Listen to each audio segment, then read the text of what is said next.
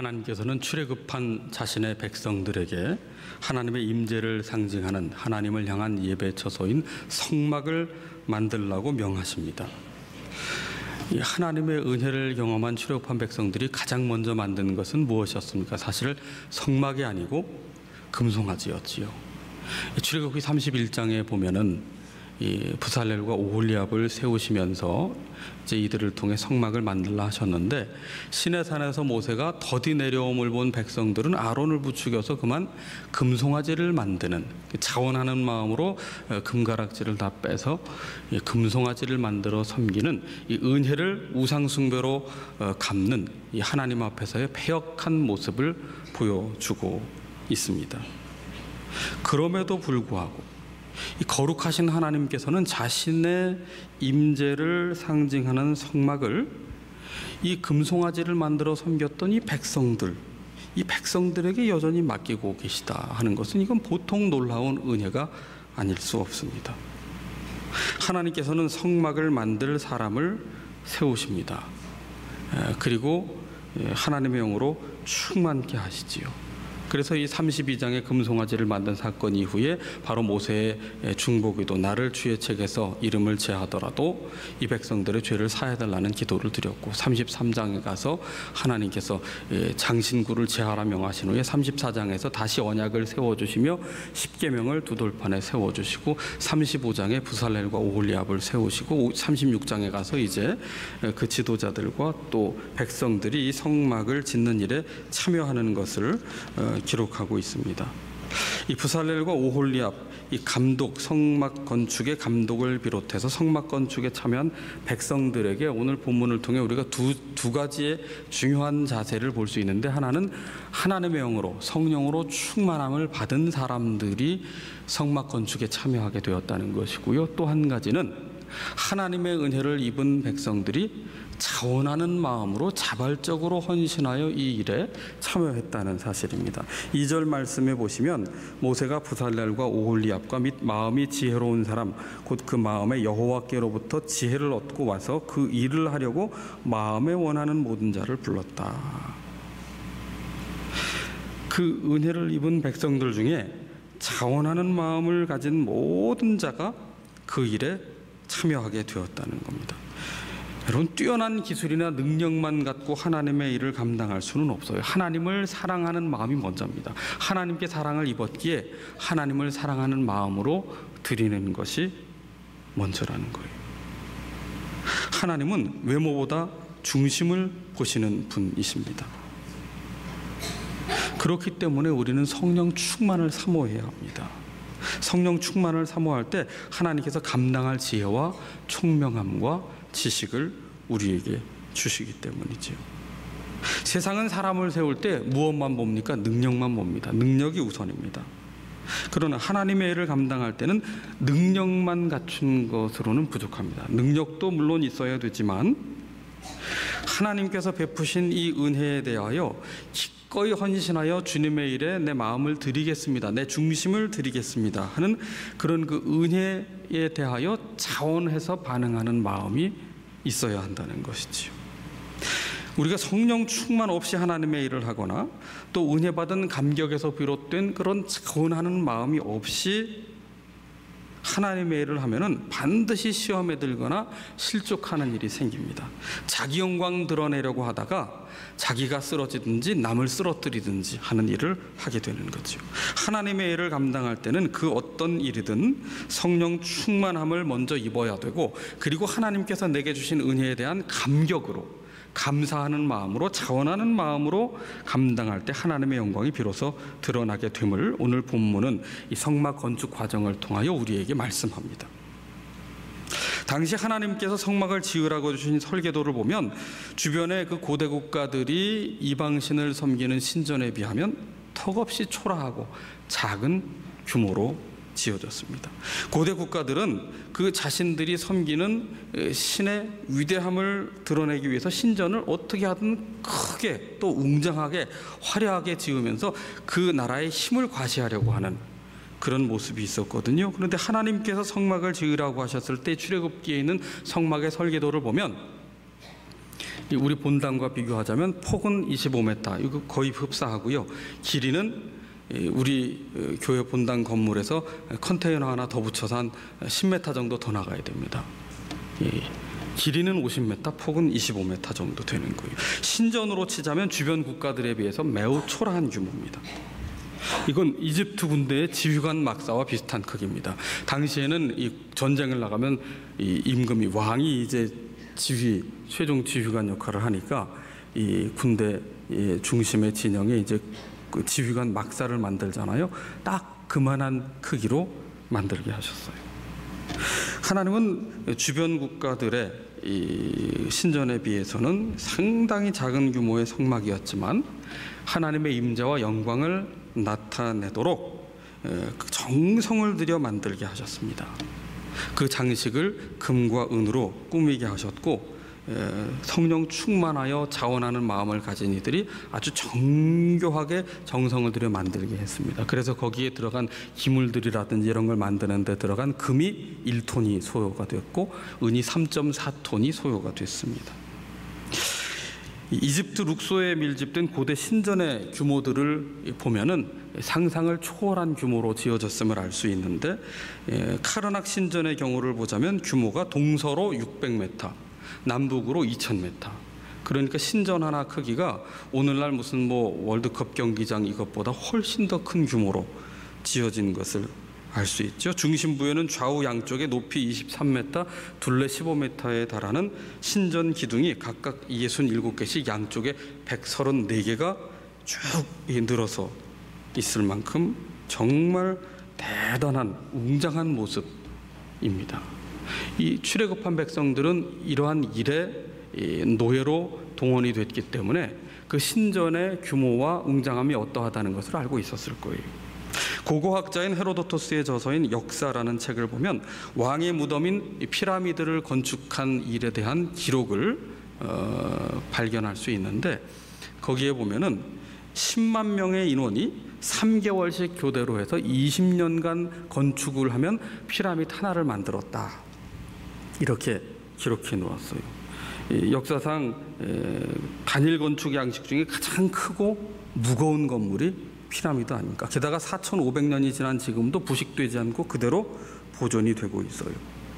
이 쿠프의 피라미드 같은 경우 현재 높이가 137.5m인데 고고학자들은 그게 한 147m쯤 됐을 텐데 여러 영향, 무게 등의 영향으로 한 10m 정도 줄어들었을 것이라고 보는데 우리나라에서 아주 현대 양식으로 지어진 높은 빌딩이 뭐였냐면 그게 3.1빌딩이었습니다. 3.1 고가 옆에 3.1 빌딩 보면 야 서울 다 왔구나 이랬던 시절이 있지 않습니까? 그 3.1 빌딩보다 훨씬 높죠. 137m면 60년대 후반에 남산 위에 세워졌던 남산 타워의 높이입니다. 남산 타워의 피레침까지 높이 정도가 그 정도 된단 말이죠. 게다가 피라미드는 돌덩어리를 쌓아서 만들었어요. 그 돌을 멀리서 운반해 와야만 했는데 그 돌이 높이가 1m고 그리고 폭이 2m입니다. 하나의 무게가 2.5톤인데 무려 쿠프의 피라미드 같은 경우는 250만 개를 쌓아 올려서 만든 건축물입니다.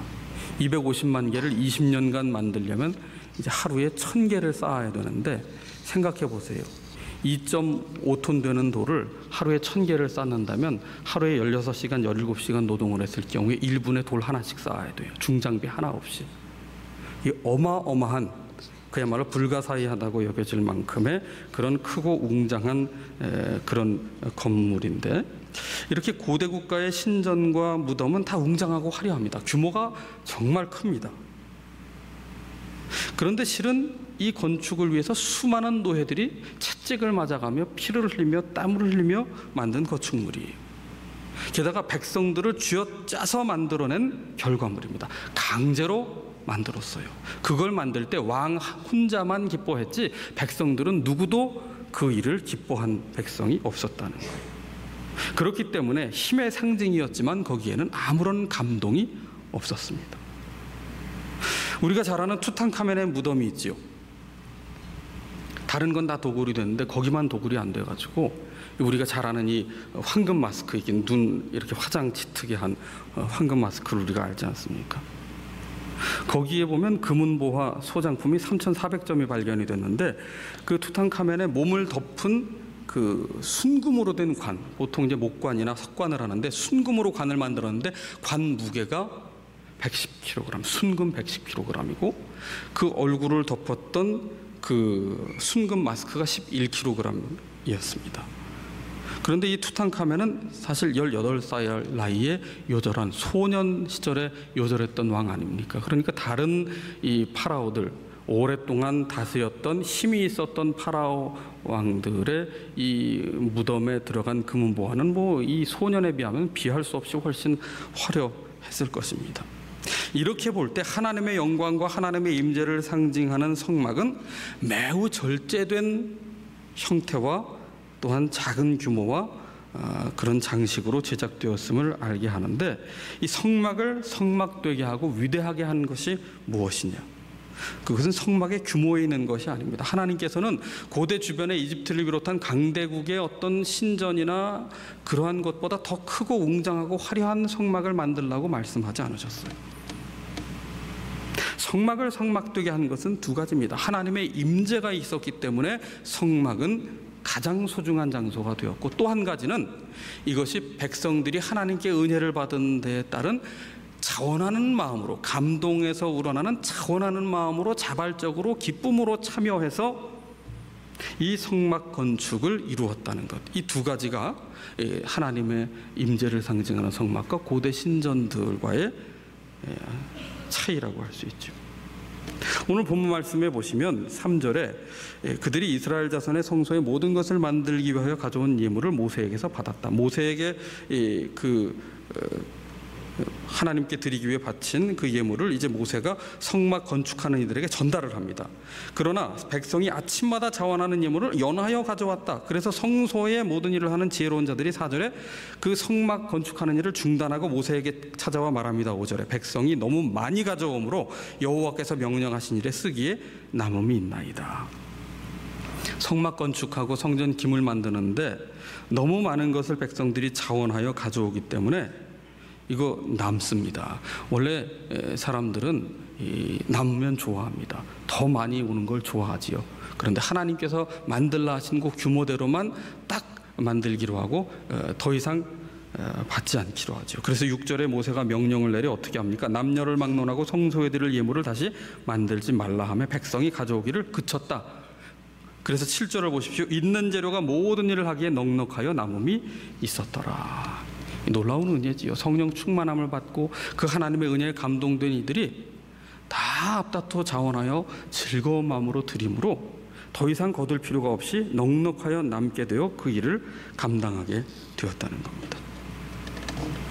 우리가 오해하는 것 중에 하나가요, 하나님의 일을 할 때조차도 물질이 일하는 것으로 생각합니다. 물질이 넉넉하면 여유롭고 물질이 부족하면 불안하고 초조해집니다. 선교든 구제든 건축이든 똑같습니다. 물론 재정 없이 감당할 수는 없지요. 하지만 그렇다고 해서 재정이 하나님 노릇하게 해서는 그건 곤란합니다. 하나님의 일을 하는 방식은 물질이 일하게 하는 것이 아니라 내게 주어진 물질로 주님께 순종하고자 하는 그 아름다운 헌신의 마음이 있을 때, 그 하나님께서 그 마음이 담겨 있는 물질을 통해서 일하시는 겁니다.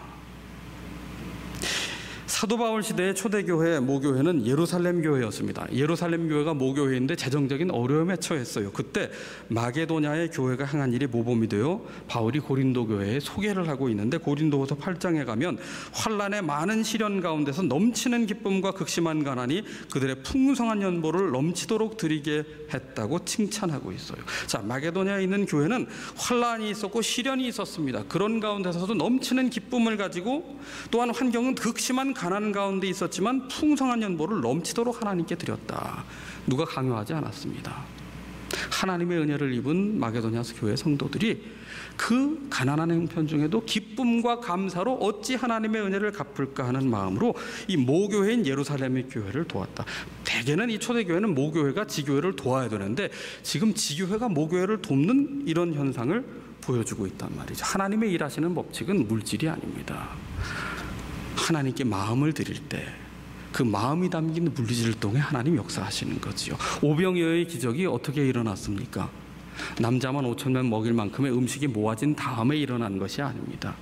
그 한 소년의 품속에 있던 한 사람이 먹기에도 작고 너무나도 초라한, 대접할 음식이라고 보기에는 너무나도 보잘것없는 음식이었지만 그 마음을 다해 주님께 바쳤을 때 그것이 모두를 먹이고도 남는 양식이 되었던 것이죠. 하나님은 부족함이 없으신 분이세요. 구걸하지 않으십니다. 하나님께서 받으시는 것은 자원하는 마음과 즐거운 마음으로 드리는 것을 기뻐 받으시는 것이죠. 이렇게 성령으로 충만함을 받은 이들과 자원하는 마음으로 모두 함께 참여한 이 백성들의 헌신으로 말미암아 당시에 어떤 신전에도, 우상들을 섬기고 이방신을 섬기던 신전에도 없던 영광스러운 성막을 건축하게 되었고요. 그 성막에 무엇이 머물렀습니까? 구름 기둥과 불 기둥이 머물렀잖아요. 하나님의 충만한 영광이 임한 곳이 바로 성막이 되었습니다. 하나님을 예배하는 그 자리, 하나님의 임재가 있는 그 자리에 하나님의 영광이 이 세상 어느 곳, 아무리 화려하고 웅장한 곳에도 임하지 않던 그 하나님의 영광이 하나님을 예배하는 그곳에 임하게 된 것이지요. 오늘은 광복 기념주일입니다. 우리는 출애굽기 32장의 모세의 중보기도를 기억하고 있습니다. 나라 사랑이 뭘까요? 나라가 어려울 때, 나라가 힘들 때 하나님 앞에 엎드려 기도하는 것이 나라 사랑이에요. 나라가 어려울 때 불평하고 나라가 힘들 때 지도자 탓하는 것은 누구나 할 수 있는 일입니다. 아니, 아무나 할 수 있는 일입니다. 신앙인이라면 어떤 모습으로 나라를 사랑해야 되는가? 하나님의 그 애통한 마음을 품고 이 나라를 위하여 기도하는 사람, 그 사람이 진정 나라를 사랑하는 사람이죠.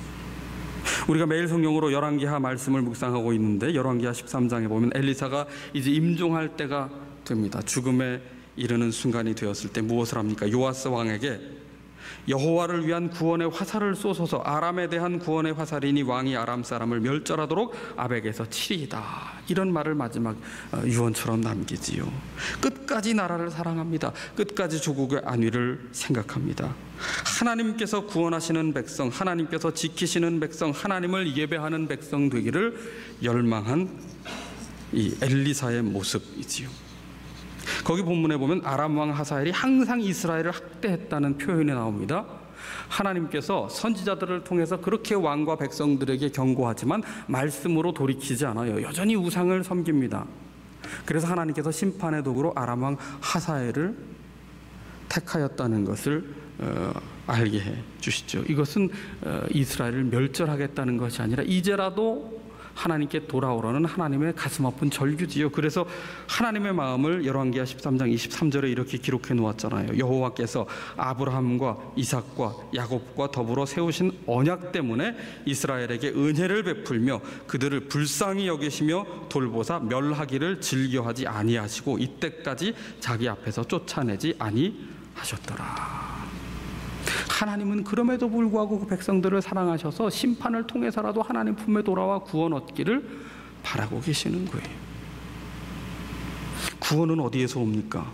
구원은 우리의 능력, 우리의 행위에서 오는 게 아니에요. 신실하신 하나님의 은혜로부터 임하는 거예요. 우리를 멸절시키지 않기로, 멸절하기를 즐겨하지 아니하시고 우리를 자기 앞에서 쫓아내지 아니하시기로 작정하시며 불쌍히 여기시고 돌보시는 그 하나님의 신실하신 은혜 때문에 우리는 구원을 받게 됐어요.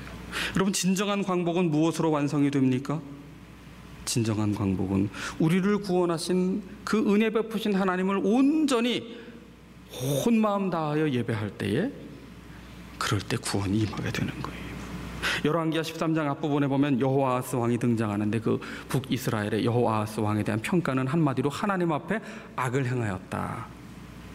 그래서 아람 왕 하사엘의 손에 넘기십니다. 그리고 아람 왕 하사엘을 통해 학대를 경험하게 되자 여호아하스 왕이 처음으로 하나님 앞에 간구하는데, 처음 하나님 앞에 간구했음에도 불구하고 하나님은 그 기도를 들으셔서 그들의 학대받음을 보셨다, 이렇게 기록해 놨어요. 그리고 그 아람 사람의 손에서 벗어나 전과 같이 자기 장막에 거하도록 하셨다. 하나님의 은혜가 이런 거예요. 여호와하스가 하나님 보시기에 그렇게 일관되게 악을 행하였지만, 여로보암의 길로 행하였지만, 단 한 번 하나님 앞에 긍휼을 구한 그 사건에도 하나님은 아람 사람의 손에서 벗어나 다시 자기 장막에 거하도록 건져주시는 하나님이시라는 거죠. 구원하시는 하나님이라는 거죠. 그런데 그게 광복의 끝이냐? 그건 아닙니다. 은혜 받은 이유가 사실 중요해요. 13장 6절에 보면 하나님의 구원하심을 경험한 이후에 그 여호와하스 왕은 다시 여로보암 집의 죄에서 떠나지 아니하고 아세라 목상을 그대로 두었다. 다시 죄로 돌아갑니다. 문제가 해결된 후에 다시 돌아가는 거예요. 여러분, 이것은 진정한 광복일 수 없습니다. 여호아스 왕 때에 아람 왕 하사엘이 있었던 것처럼 누구나 풀기 어려운 삶의 문제가 있어요. 개인으로든 공동체로든. 그런데 우리가 신앙생활하는 목적을 문제 해결에 초점을 맞추면 안 됩니다. 삶은 문제의 연속이지만 신앙의 초점이 문제 해결이 되어서는 안 된다는 거예요. 하나님은 문제보다 크신 분입니다. 우리 인생을 설계하신 분이시고 역사의 주관자시고 우리를 구원하시는 분이십니다. 가장 공정한 심판자십니다. 그런 하나님을 문제를 해결할 해결사로 전락시키지 마십시오. 해결사로 고용하지 마십시오. 먼저 그의 나라와 그의 의를 구하라. 그리하면 이 모든 것을 너희에게 더하시리라 하셨어요. 하나님의 것, 하나님의 영광, 하나님의 나라를 구하면 우리에게 필요한 것은 하나님께서 채우신다고 하셨습니다. 여호와스에게 하나님은 어떤 분이세요? 하나님이 아닙니다. 내 문제를 해결해 줄 수단이에요. 지금 어쩔 수 없으니까, 아람 왕 하사엘에게 학대를 받으니까 어찌할 수 없으니까 잠시 찾았을 뿐입니다. 그리고 문제가 해결이 되니까 다시 하나님은 저기에 주변으로 내모는 거지요. 여호와스에게 하나님은 중심이 아니라 주변에 계신 분입니다. 문제를 해결하자 다시 바알과 아세라를 섬기잖아요. 탐욕을 숭배하잖아요. 우상 숭배가 뭡니까? 우상 숭배의 핵심은 깎아만든 조각상이 아니에요. 내 삶의 중심에, 내 삶의 보좌에 내가 앉는 겁니다. 내 영광을 추구하는 겁니다. 나의 정욕을 따라 사는 겁니다. 그게 우상 숭배거든요. 진정한 광복은 어디에서부터 오는 겁니까? 나라가 당면한 어려운 문제를 푸는 건가요? 물론 어려운 문제를 풀어야 됩니다. 정치, 경제, 일자리, 외교, 안보, 숱한 산적한 문제들을 풀어야 하겠지만 그 이전에 더 중요한 것을 잊어서는 안 됩니다. 하나님을 단순히 문제를 해결하기 위한 수단으로 전락시키는 것이 아니라 하나님을 온전히 섬기는 영적인 회복이 있을 때 그곳에 진정한 광복의 은혜가 임하는 것입니다. 하나님을 주변이 아니라 중심으로 모실 때, 죄와 탐욕으로 얼룩진 자아중심의 그 우상 숭배에서 벗어나 하나님만을 섬길 때에, 그러할 때에 우리 시대의 광복은 다시 임하게 되는 겁니다. 하나님께서는 출애굽한 그 백성들을 광야 항복판으로 내모신 후에 하나님의 성막을 건축하라 명하셨습니다. 출애굽의 목적이 무엇입니까? 자유가 아닙니다. 해방이 아닙니다. 하나님을 예배하는 거예요. 자유를 주신 목적은 하나님을 예배하는 겁니다. 성막이 뭡니까? 하나님의 임재와 하나님의 영광을 상징하잖아요. 하나님을 하나님 되게 예배하는 곳, 그 예배의 회복이 있는 곳에 진정한 광복의 역사가 일어남을 우리에게 말씀하고 계신 겁니다. 오늘날 거룩을 잃어버린 이 어둠의 시대에 예배의 회복이 우리로부터 시작될 때에 이 시대를 하나님께서 다시 빛의 시대로, 거룩의 시대로 바꾸어 주실 것입니다. 하나님의 영광을 회복하는 나라가 되도록 우리 모두 함께 기도해야 하겠습니다.